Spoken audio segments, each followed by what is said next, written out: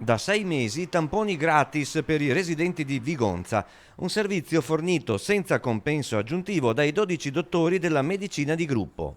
Noi abbiamo incominciato a fare tamponi per i nostri pazienti il 6 maggio di quest'anno, molto prima di accordi economici di qualunque tipo.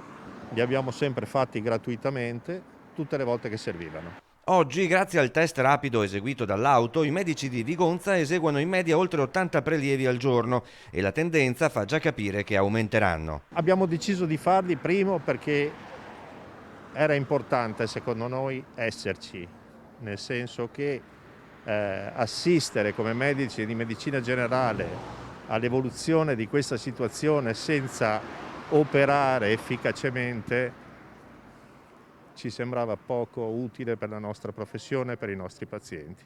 A Librandi gli 11 colleghi medici, supportati da 4 infermieri, non contano più le ore di lavoro. A volte sono oltre le 12 al dì.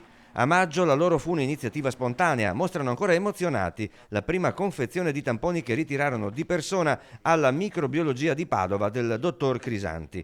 È lì che tutti i giorni portano direttamente i tamponi da far analizzare. Secondo Alibrandi e colleghi, il recente accordo economico tra Regione e medici di base sui tamponi sarà utile per coinvolgere nel servizio altri medici.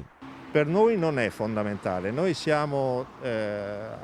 abbiamo organizzato questo servizio in modo assolutamente indipendente da retribuzioni e da riconoscimenti economici.